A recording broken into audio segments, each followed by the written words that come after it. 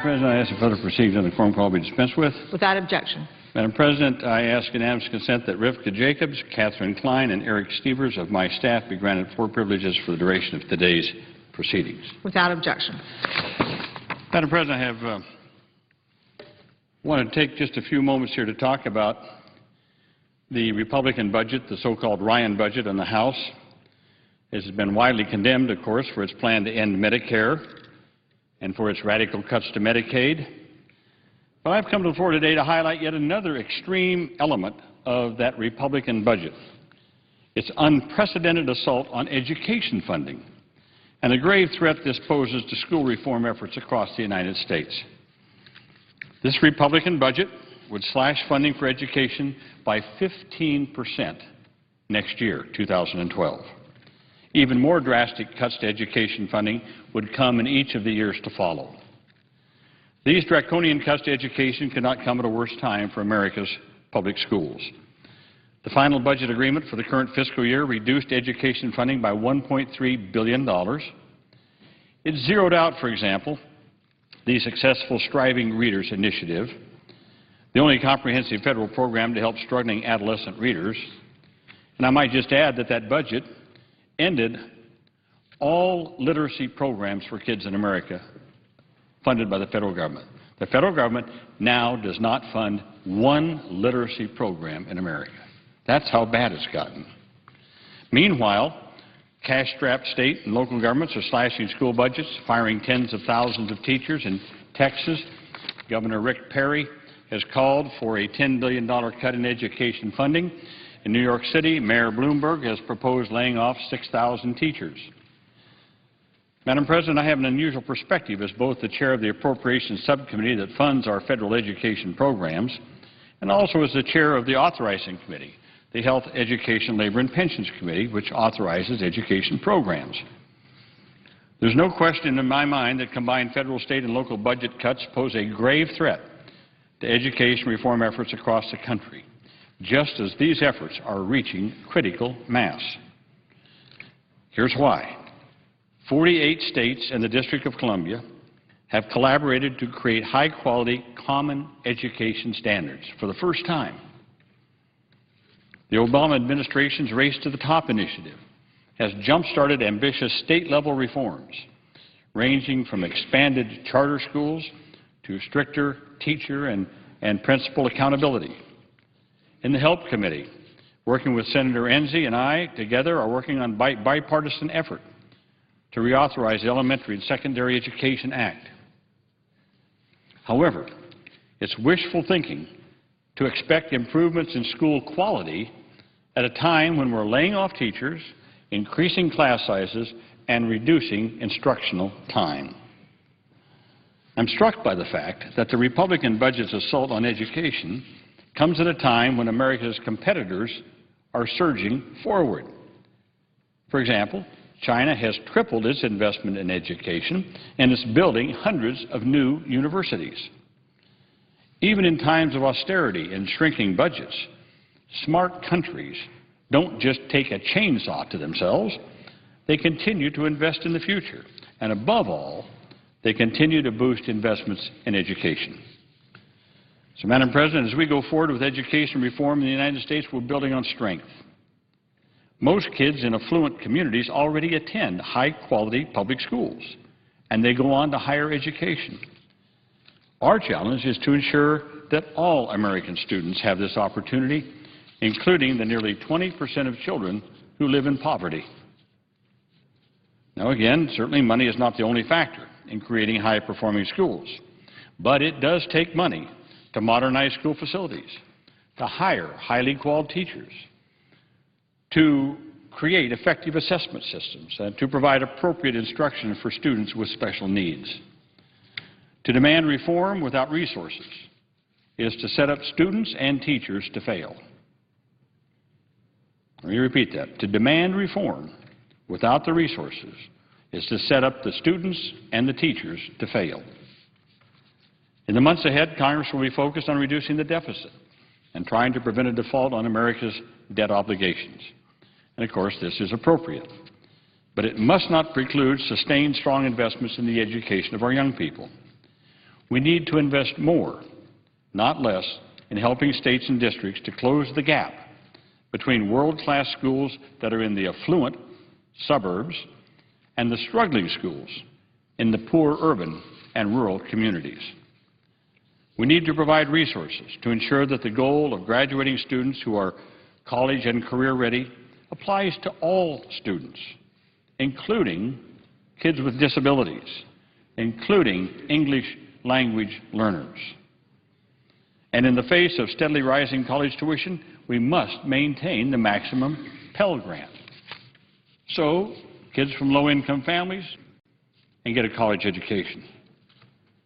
Madam President, pundits have attributed the GOP loss in this special election in New York's 26th congressional district to voter anxiety and their plan, voter anxieties because of the plan that the Republicans have to end Medicare. So a lot of the pundits have said, well, this recent election in New York's 26th congressional district was a result of that. But public dissatisfaction with the Republican budget goes way beyond Medicare. Americans see this budget as unbalanced and unfair, especially when it comes to education. The American people are asking, why do the Republicans insist that trillions of dollars are available for new tax cuts, mainly for big businesses and the wealthy, but supposedly we can't afford to sustain funding for public education? This is a classic case of eating your seed corn. It's an approach that does not remotely reflect the priorities and values of the American people.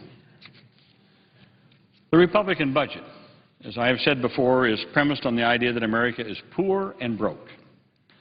Our best days are behind us. We have no choice but to slash investment required in order to keep our middle class strong. I totally disagree. Many Americans are hurting because of the struggling economy. But the United States overall remains a tremendously wealthy and resourceful nation. Quite frankly, Madam President, we are the richest nation on the face of the earth. Even further, we are the richest nation in human history. We have the highest per capita income in America of any major nation. So one has to ask the question, if we're so rich, why are we so poor? The question is not the lack of money. It's not the lack of wealth. It's because the system is broken. We have a system malfunction in this country, and we have to right that system. Because we are an optimistic, forward-looking people. We can do things. We can work together, and we can meet any challenge.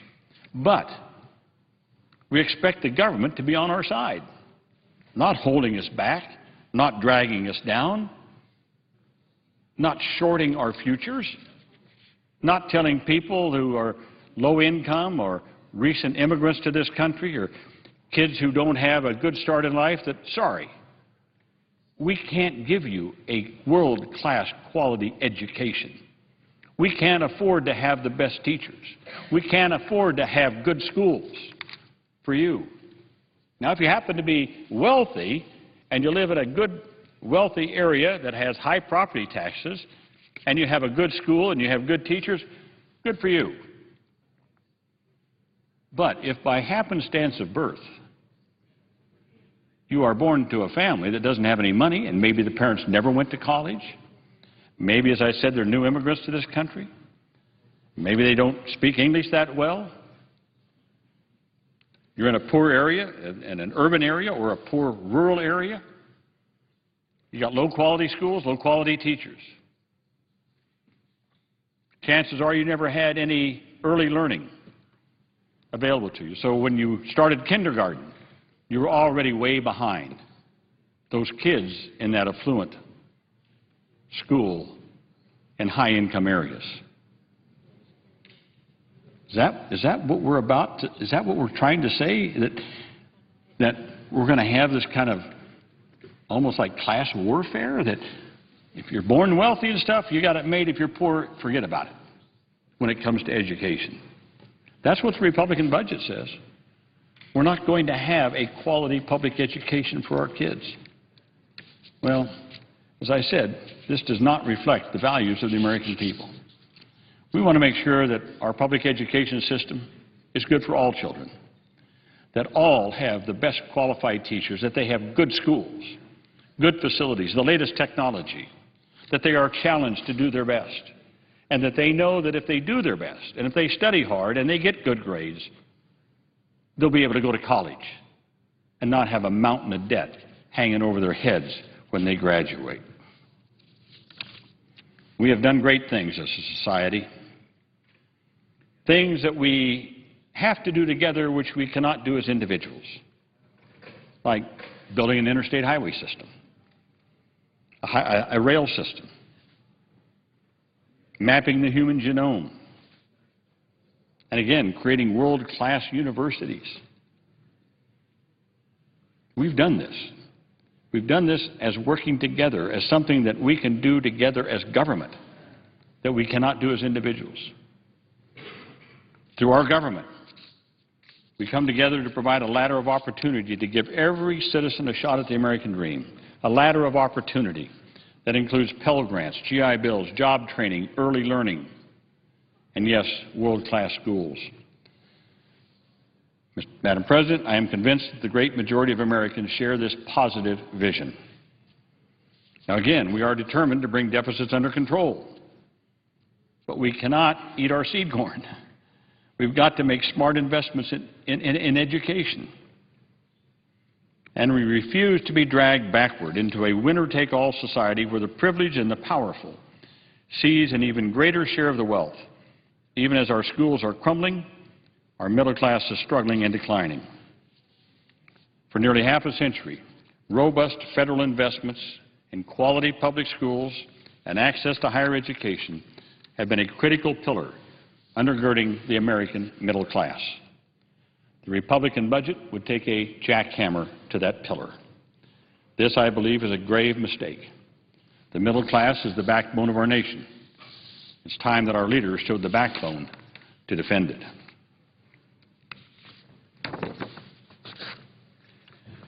Madam President, I'd like to take this opportunity also to strongly oppose the amendment offered by the senator from Maine. If passed, the amendment would impose severe and unnecessary burdens on agencies charged with protecting the American people and would severely weaken our vital health and safety protections. My Republican colleagues have tried hard to make the word regulation into a bad word. They've created an absurd caricature, the nameless bureaucrat arbitrarily imposing random rules and regulations on businesses, and their only sole purpose is to make sure that the business fails. That's ridiculous. Most Americans understand this is grossly distorted. The truth is that the amendment offered by the senator from Maine, Senator Snowe, is not about the government working more efficiently, a goal that we all share. It's about using the sort of feel-good slogan of regulatory reform as a cover for an effort to paralyze the ability of the government to enforce vital health and safety protections. Really, in effect, the Snowe Amendment really ought to be called the buyer beware amendment. The buyer beware. Going back to the days when the snake oil salesman could sell you anything and you took it at your own risk, where we didn't have safe drug laws and food safety laws and things like that to protect people. It was just a buyer beware society. Do we want to go back to that? I believe the American people want clean air and clean water and to know that they're not adulterated. The Snowe Amendment would weaken environmental protection. I believe the American people want to make sure their children's toys are safe, that they're not loaded with mercury and other elements that will destroy their health. The Snowe Amendment would mean weaker protection of toys and other consumer products. I believe the American people want workers to come home safely at the end of the day. The Snowe Amendment would mean more injuries and deaths in mines and other hazardous workplaces. I believe the American people want the food they eat to be safe and untainted. Well, the Snowe Amendment could mean that we could not enact implementing regulations for our recent bipartisan food safety bill, which we just passed last year, bipartisan. But when you pass a bill, obviously the Food and Drug Administration is going to have to issue regulations. Well, the Snow Amendment would severely restrict that. And again, you'd be playing Russian roulette with the food you eat. Maybe it's safe, maybe it's not. Buyer beware.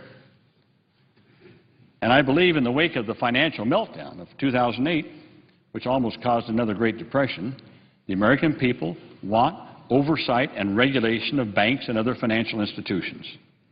The Snow Amendment, again, could mean banks would remain free to do the same reckless, predatory practices that nearly wrecked our economy. Mr. President, there are already important checks on regulatory authority. The law already requires agencies to perform comprehensive assessments of the impact of regulations on business and local government. There is an extensive notice and comment period under the Administrative Procedures Act, where those impacted by potential rules, including small businesses, are given an important say in regulation. Agencies already engage in regulatory flexibility analysis to ensure that their oversight does not needlessly overburden small businesses. In contrast, the aim of the Snow Amendment is to impose additional hurdles to dramatically slow down the issuance of critically needed rules and, in many cases, stop the rulemaking process altogether. For example, the Snow Amendment would require an analysis of, quote, indirect impact on small businesses. Indirect impact, whatever that means. Well, let me cite perhaps an example. Instead of the Mine Safety Health Administration spending its resources protecting our miners, the amendment could require the agency to determine whether a new mine safety standard indirectly harms, say, a small paper company that supplies paper to the mine's corporate offices. This is a ridiculous waste of resources and time. So we don't even know what the indirect impact means. That could mean almost anything. Likewise, the amendment would permit businesses to sue to block a rule even before it's finalized. In other words, businesses could seek to litigate a proposed rule. Well, I often hear my Republican colleagues speak against, quote, activist judges.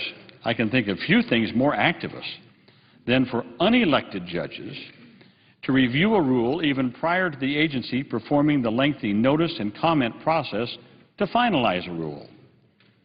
It already takes years for agencies to promulgate health and safety rules. This amendment would exacerbate the problem and further clog up the court system. Think about all the court cases that would be filed just on a proposed rule before it even goes through the comment period, before it's even finalized. Moreover, the bill requires an agency to review the impact of all its current rules on small businesses to determine if a rule must be modified, rescinded, or continued unchanged. In other words, rather than addressing new problems and implementing new acts of Congress, an agency would need to spend all its time reviewing past settled regulations, some of which may have been in effect for the last 50 years. Now, to its credit, the Obama administration already is conducting a comprehensive, rigorous review of all rules in order to see which ones should be repealed, modified, or kept in place. We should let this careful review take place before implementing severe constraints on agency rulemaking. So, Mr. President, the Snow Amendment would make government less responsive. It seeks to cripple the government's ability to make sensible, life-saving regulations. Again, it ought to be titled the Buyer Beware Amendment. If you like living in that kind of a society, I suggest you go to some third world country where you don't know what you eat or what you drink or the air you breathe or the water you consume is safe and healthy. If that's the kind of America you want, you should support the Snow Amendment. But if you want an America where our kids are safe from dangerous toys, where you know that the food you eat is going to be safe, the water you drink and the air you breathe, where you know that there are safety rules in place so that you're not going to be unduly injured or harmed at the workplace. If you believe this is the kind of America that operates better and is more functionally productive than a buyer beware kind of society, then I suggest you should oppose the Snowe Amendment. And again, I urge my colleagues to oppose the Snowe Amendment as ill-advised. Again, it's an amendment that is a part of a bill that's never even gone through the committee hearing process. And if nothing else, it ought to go through committee, have hearings, and let's see if it has any support at all out there before we bring it to the floor of the Senate. So I urge my colleagues to defeat the Snowe Amendment. Mr. President, I yield the floor.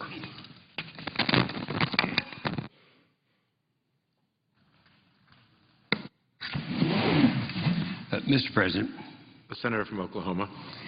Mr. President, in all due respect, I plan to be supporting the amendment that's been addressed by my good friend from Iowa. You know, regulations, and having come from the small business world, I'm fully aware of the cost of these things. And tomorrow I'll be introducing an amendment that is going to go address something different, but really something with higher figures on it, and that is the cost of the EPA regulations. This is something that is a little bit different than what my friend from Iowa has been talking about. When we stop and think about the regulatory things that are going on right now under the Clean Water Act and the Solid Waste Disposal Act, we're talking about greenhouse gas regulations, things that should be addressed by legislation but aren't, and so they're trying to do it through regulation. Boiler MAC, that's a maximum achievable technology. Utility MAC, ozone, actually the changing of the ozone standards when they're not using, as the law requires, the newer, updated information, and particular matter, coal ash, and some of the rest. But I'm saving that for tomorrow. I'm only saying that now because there's a cost to overregulation. And that's what I know that my friend Senator Snowe is trying to get at. I do have, it's my understanding, and correct me if I'm wrong, that we are not trying to get recognized and move current amendments aside. Is that correct now? Is that? Yeah, that's good enough. I won't try to do that. However, I do want to mention probably the most significant single amendment we're going to be having on this, on the EDA reauthorization bill, would be the one to take down the maximum amount from the $500 million to $300 million. It's kind of interesting because this program in my state of Oklahoma has been really very successful. I mean, time and time again, we've been able to do things, attract businesses and industry down in a little town called Elgin, Oklahoma, adjacent to the Fort Sill Live Range. We've been able to put together something that was going to attract about 150,000 square foot building, and all of that with a very small initial grant. So it's worked well. And I understand some of the critics of this program in some areas maybe it hasn't worked that well, but it has. However, I have noticed this, and since some of this jurisdiction is in the committee, of which I am the ranking member, the Environment and Public Works Committee, it's important to look at these things. In these difficult times, I think it's important not to authorize more than we could anticipate would be very prudently appropriated. And since we've been authorizing $400 million in the past, and the total amount has been, what is the amount? Do you remember? It's something less than $300 million. I'm going to have an amendment that would take down the existing limit on this, which is $500 million, down to $300 million. That will be amendment number 430. It's already introduced. And interestingly enough, while I don't agree with President Obama on many things, he seems to agree on this. And I'm going to read a statement that he had. The administration supports the passage of S-782. But down here it says, however, the bill would authorize spending levels higher than those requested by the President's budget, and the administration believes that the need for smart investment to help America win the future must be balanced with the need to control spending and reduce the deficit. And so the administration looks forward to working with Congress in reducing the limits of this bill. So I'm going to make it easy for the administration and introduce this amendment, number 430, and it is introduced right now. We're hoping to be able to at some point start setting aside and getting these amendments up for votes. That's one of the major reasons, as one of the sponsors of this bill, we have a lot of things that we need to be talking about on the floor. We've done nothing around here, nothing. We haven't done appropriation. We haven't done anything except a handful of judges, non-controversial judges. So, and some controversial, I might add. But nonetheless, we should be talking about these things. There are a lot of things that we want to get done, and certainly this is one of them. The other amendment, though, that is a little less understandable because it involves something that is, I throw in the category of being just not really believable. And that is, we have a critter in Oklahoma, and it's around other parts of the country, called a lesser prairie chicken. And going all the way back to my days in the state legislature, I'm talking about a long time ago, before a lot of you guys were born, people were concerned about the lesser prairie chicken and always trying to protect it, and yet our farmers and ranchers had a problem with it because they burrow down and make holes in our cows, and our horses will break legs and all that type of thing. That has nothing to do with what's happening today, except they are talking about having that. Right now it is actually a candidate for an endangered species. And the reason it is because they are claiming, that, of course, that the population is dwindling. Well, it's not. The problem is we've got too many of them. This is kind of interesting. The state, for those of you whose geography is not too good, immediately north of my state of Oklahoma is Kansas. In Kansas, they have a hunting season for the prairie chicken. But you could just go a mile south across the Oklahoma border, and it would be protected. And it's ludicrous that they would do that. And here's another reason, a problem. First of all, federally mandated uses of alternative energies such as wind and all that, I think, is inappropriate. We have all the resources we need in fossil fuels to run this country. We have the resources in terms of oil, gas, and coal. We have enough to run this country for 100 years and without being dependent upon the Middle East. These are things we should be doing. Well, when you have these mandated percentages, that means you have to go into other forms of energy where the technology is not quite there. Now, wind technology is there. It's although a lot has to happen before it's going to be in a competitive match and not have to be subsidized. Nonetheless, Oklahoma happens to be in the wind belt. I mean, you go through Oklahoma, and you can see in northern Texas all the way through Oklahoma and southern Kansas, we are in a wind belt. And the problem that we're having, I have airplanes. My many vices of flying airplanes is one of them. So I'm over the western part of Oklahoma almost every weekend. And when I take people who have not been there, they are amazed at the numbers of windmills. At any one place out there, you can see 200 or 300 that are out there. So it represents a huge investment, and a lot of stakeholders are involved in it. They've been told certain things are going to happen. But wait a minute. If they end up listing the lesser prairie chicken, that is going to all of a sudden put Fish and Wildlife in a position where they can stop this wind energy that is taking place right now. And the reason they can, and it won't be their fault, they'll say, well, if the habitat is threatened because there are towers and predators are on these towers and looking down, then they would have to stop that from taking place. They could conceivably have to take down millions of dollars worth of investments that are there right now. So I have an amendment to this bill that is going to preclude them from being able to list it. By the way, I've had a visit with the candidate who's been nominated to be the Director of Fish and Wildlife, Dan Ash, and I had him along with Secretary Ken Salazar, Secretary of Interior, in my office. We talked at some length about some of these things, and he has made a commitment to come out to Oklahoma and to see what a hardship this would be. So I think it would be an excellent idea to find some vehicle, and this vehicle seems to be the one that's being used right now, to put such legislation on that would preclude them from listing the lesser prairie chicken. The private investment in Oklahoma wind power is one of the, of course, we're one of the top states. We're at number 13 of all 50 states in terms of wind. It could be significantly curtailed. State Senator Bryce Marlett in Oklahoma noted that it was already a $300 million investment just in the last 3 years. So we want to protect this investment. We have OG&E, that's Oklahoma Gas and Electric, recently announcing the construction of a high power line from Oklahoma City to Woodward. Woodward's kind of the mouth of the panhandle, and then eventually going into Guyman all the way through what used to be called no man's land and in the panhandle of Oklahoma. And these would be multi-million-dollar investments that could be severely challenged by the listing of the lesser prairie chicken. So I will be offering that amendment. I already introduced the amendment, and I would look forward to explaining that further as time comes. In the meanwhile, tomorrow I do want to get into the cost of the regulation.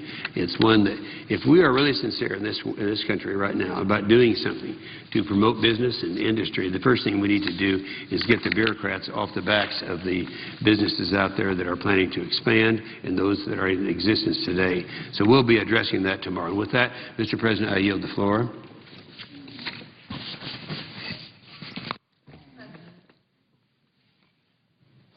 The senator from Missouri. Mr. President, Missouri is full of amazing Americans, and at the very top of this list is my friend, Frankie Muse Freeman. She has been selected to receive the extraordinary honor called the Springhorn Medal, the NAACP's highest national honor. Each year, the NAACP selects only one person in this country to receive the prestigious Spingarn Medal in recognition of particularly outstanding achievement. We in Missouri are so proud of Ms. Freeman for her many accomplishments, including receiving this most distinguished award. While I am honored to come to the floor and congratulate Frankie Freeman, I regret that I will not be able to be in St. Louis at the St. Louis City and County Freedom Fund dinner to deliver these remarks and celebrate this great woman and her many admirers and supporters from the St. Louis area. Frankie Freeman is an amazing story. She is 94 years old and still has the passion to serve her community. At age 16, Ms. Freeman enrolled in her mother's alma mater, Hampton Institute. In 1947, before the presiding officer or I were ever born, she earned a law degree from Howard University Law School. During that time period, as one might imagine, there really weren't law firms that hired either women or African Americans, much less an African American woman. So what did Frankie Freeman do? She decided to open her own law firm. She began her practice with divorce and criminal cases and with a huge dose of pro bono cases. After 2 years, she became legal counsel to the NAACP legal team that filed suit against the St. Louis Board of Education in 1949. In 1954, Freeman was the lead attorney for the landmark case Davis versus St. Louis Housing Authority, which ended legal racial discrimination in public housing in St. Louis. In the almost 60 years since that decision, Ms. Freeman has tirelessly fought for civil rights at home in St. Louis and across the nation. She has endured abuse and discrimination, but through it all, she worked with intellect and dignity while employing one of her very best weapons, a warm and friendly personality and a very quick smile. In 1964, President Lyndon Johnson appointed her to serve as the first woman on the United States Commission on Civil Rights.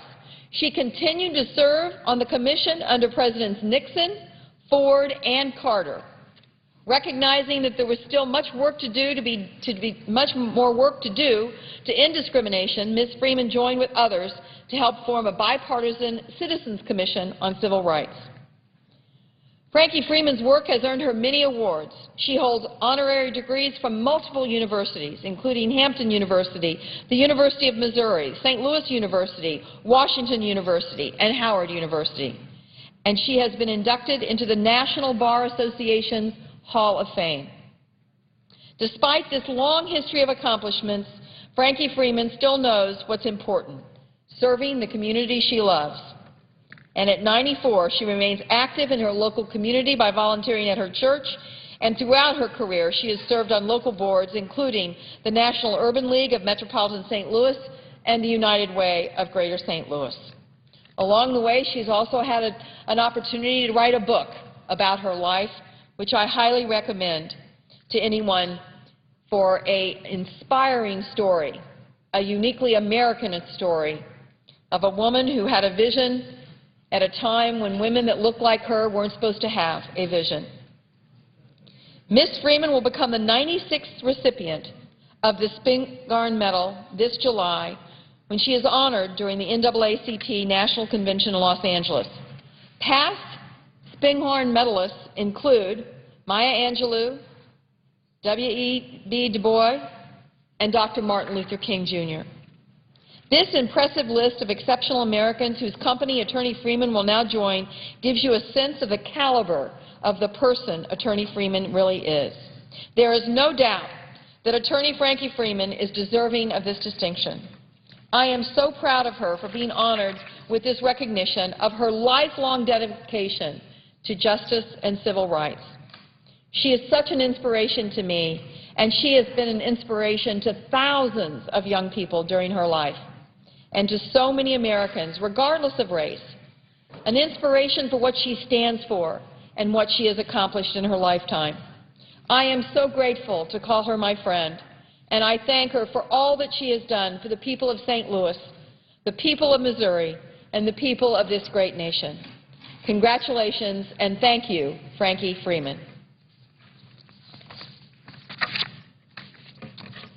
Mr. President, if I could also briefly spend a few moments to talk about the Economic Development Administration. You know, there's lots of times that we debate legislation on this floor, and we do it in almost an academic way. And we think of the proposals in the abstract. And unfortunately, there are many times that we don't think about the real consequences of legislation. This year, at this time, this legislation feels very consequential to me. It feels very consequential because of what my state has gone through. The Economic Development Administration plays a substantial role in making federal resources available to assist communities affected by disasters to rebuild and recover. As my colleagues in this chamber are well aware, the first half of this year has been devastating to my state. Since the start of the year, 28 states have suffered at least one federally declared major disaster. Missouri has been particularly hard hit, starting with severe storms on New Year's Eve. We've also had severe flooding along the Mississippi River, multiple tornadoes, including one that struck and caused severe damage in St. Louis, and obviously the historic tornado that has, in fact, done such damage to the community of Joplin. We are also expecting additional extensive flooding along the Missouri River in northwest Missouri, and many families there are stealing for the worst as we wait for the waters to arrive. When disaster strikes, the federal government steps in, as it should, to support the efforts of state and local governments, not-for-profits, and the faith community to help communities recover and rebuild. In Missouri, EDA works with all 19 regional planning commissions in my state in a collaborative role to help carry out projects deemed important by local officials, particularly in the event of a natural disaster. The Economic Development Administration's explicit mission includes the assistance of regions experiencing sudden and severe economic dislocations, such as those resulting from natural disasters. I just visited with people from a radio station in Joplin. This radio station broadcast, the man I visited with, he was on the air for 23 straight hours. This radio station turned out to be one of the few methods of communication that everyone could rely on in the immediate hours after the tragedy struck. And 8 of the 28 employees that work at that radio station had all lost their homes, including the man that was on the air for 23 straight hours. There has been severe dislocation that has occurred in Joplin, Missouri. 2,000 homes wiped away, clean, gone. Another 6,000 structures, including homes and businesses, severely damaged and uninhabitable. There are thousands and thousands and thousands of people in Joplin, Missouri that woke up that Monday morning, in fact, hadn't been to sleep the night before because they were busy huddling in rubble or camped out at a relative's home that had no place to go. In the past few years alone, EDA has provided similar assistance in Kansas, Oklahoma, Arkansas, Nebraska, and North Dakota after disasters hit communities in those states. EDA has already stepped up in Joplin and established a $3 million revolving fund to assist small businesses in the area so that people have a place they can go back to in terms of their work after this kind of disaster. We have a long history in this country of rolling up our sleeves and working together in difficult times, and the federal government has always been a partner in those efforts, providing financial and technical support. The Economic Development Administration has been part of this support. It is my hope that the EDA will continue to provide this invaluable service. That's why this legislation is more important than words on a page. It could make the difference between someone being able to stay in the community, someone being able to go back to work, someone being able to put the pieces back together after a tragic loss. I hope that my colleagues take this seriously and move quickly and promptly to support this legislation. And I yield the floor and suggest the absence of a quorum. The clerk will call the roll. Mr. Akaka.